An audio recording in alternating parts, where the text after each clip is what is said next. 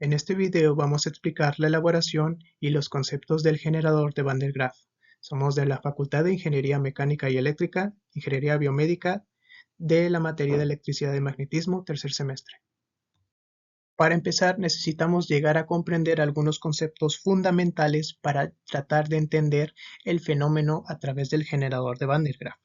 Básicamente es una máquina, un dispositivo que explica en la electrostática cómo se acumulan las cargas eléctricas, la repulsión y la atracción entre las cargas, la electrización de los materiales tanto aislantes como conductores, cómo funcionan en el generador de Van der Graaf y la generación de campos eléctricos por medio de estas.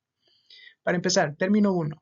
La electrificación por fricción. Básicamente, cuando dos objetos se frotan entre sí, llegan a generar una electricidad electrostática, que es básicamente el fenómeno triboeléctrico, que es cuando los cuerpos están cargados eléctricamente, ya sea positivamente o negativamente.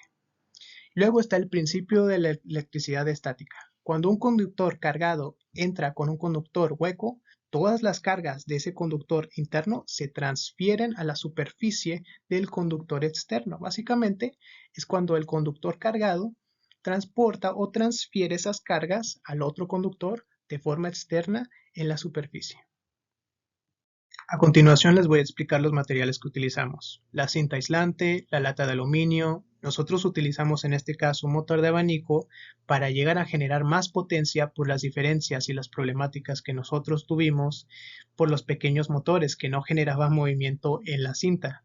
Por lo tanto necesitamos más potencia y utilizamos un motor de abanico. Luego está el papel del aluminio, la pluma Bic, el tubo de PVC, el silicón, la pistola de silicón y el mini taladro y una broca para perforar los pequeños hoyos de los ejes superiores e inferiores. A continuación, los pasos a seguir. Iniciamos cortando el tubo de un PVC que tenga la altura necesaria que nosotros buscamos. Esta altura nosotros la vamos a buscar y la vamos a fijar básicamente entre la distancia de los ejes. Ojo, tenemos que fijar bien esa distancia para poder llegar a tener la cinta transportadora bien tensa, pero no demasiado tensa ni demasiado corta, para llegar a generar movimiento por medio del motor que nosotros vamos a aplicar. Luego elaboramos nuestros rodillos que serán puestos en la parte más alta y más baja de nuestro tubo. Estos rodillos fueron hechos con los materiales, es decir, con la pluma Bic que yo les andaba comentando. Ojo, los hoyos que van a ser insertados en la parte alta y en la parte baja de nuestro tubo fueron perforados con ayuda del mini taladro y la broca. Luego envolvemos de papel aluminio uno de nuestros rodillos y lo dejamos fijo en la parte superior de nuestro tubo, con ayuda básicamente de lo que vendría siendo la pistola de silicona y el silicón. Ojo, los rodillos tienen que ser materiales aislantes para nuestro caso. Una vez puestos en su lugar, fijamos el rodillo superior al tubo con silicón para evitar que se caiga. No necesitamos llegar a poner muchísimo silicón, porque si llegamos a poner muchísimo silicón, el giro de la banda no va a llegar a poder hacerse de forma limpia. Por lo tanto, va a impedir el movimiento si el eje superior tiene demasiado silicón. Se necesita flojarlo un poquito, pero no demasiado.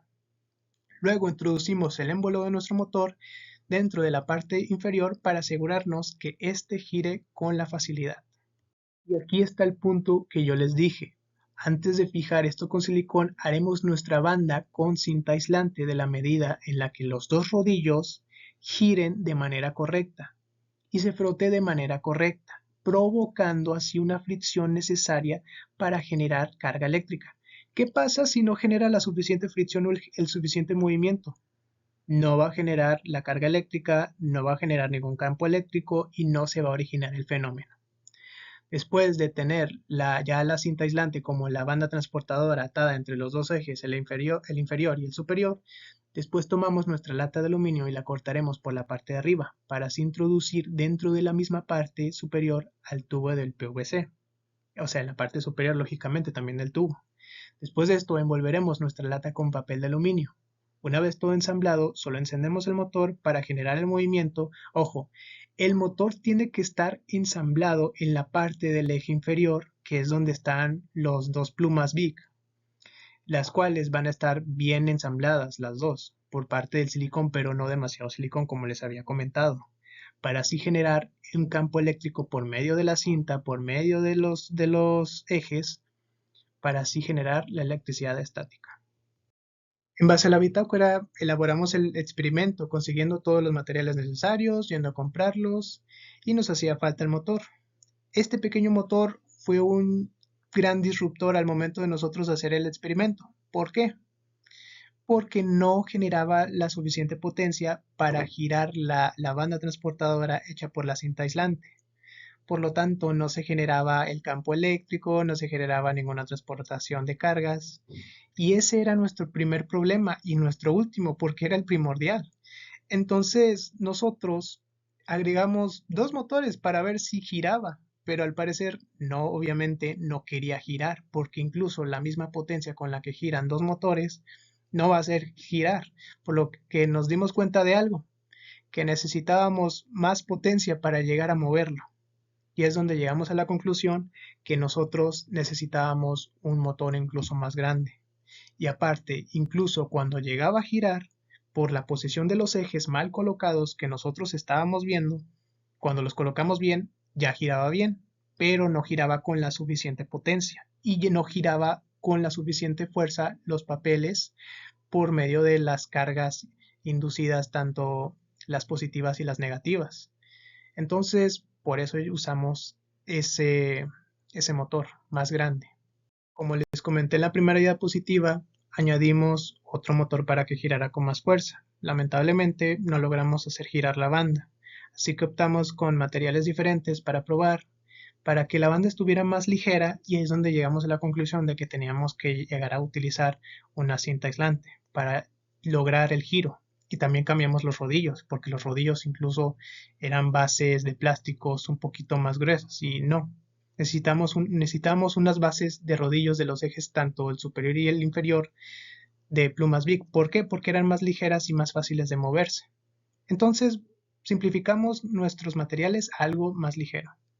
Después de un par de cambios logramos hacer que la banda girara de manera correcta, pero no a la velocidad suficiente ni a la potencia suficiente para que generara un campo eléctrico, vaya, que generara suficiente movimiento en la lata y en el material. Por lo que después de un tiempo, uno de nuestros compañeros nos comentó que tal vez podría llegar a funcionar si conectábamos un motor más grande, quizás uno de abanico, por lo que pusimos en práctica en su opinión y funcionó. Este motor estaba conectado a una corriente de 120 volts, es decir, a una corriente de una instalación de una casa, lo que logró mover la banda generando la fuerza suficiente para echar a andar el proyecto. De acuerdo con las conclusiones, podemos llegar a visualizar que las diferentes potencias y los motores pueden llegar a producir bien el fenómeno, pero con estos motores que nosotros aplicamos tuvimos muchas dificultades, por lo tanto tuvimos que emplear y cambiar la fórmula a un motor incluso más grande, es decir, un motor de abanico. No utilizamos el cobre esmaltado porque ya tenía las bases de lo que vendría siendo el ventilador, ya tenía los cableados de tierra, ya tenía el cableado para que pasaran las cargas positivas, por lo tanto ya no necesitábamos una base que neutralizara las cargas, solamente lo conectamos ese generador del ventilador para que llegue a su funcionamiento, y como podemos llegar a ver por medio del contacto se caen o se pegan esas pequeñas tiras que están electrizadas, es decir, polarizadas por medio de las cargas positivas y negativas. Por lo tanto, si nosotros tocamos, vienen a caerse esas pequeñas tiras y interrumpimos la polarización. Y aquí tenemos la función de ese pequeño proyecto que nosotros empleamos, el generador de Van der Graaf. Tuvimos éxito, sí, y apreciamos de primera mano cómo funcionan la generación de las cargas. Gracias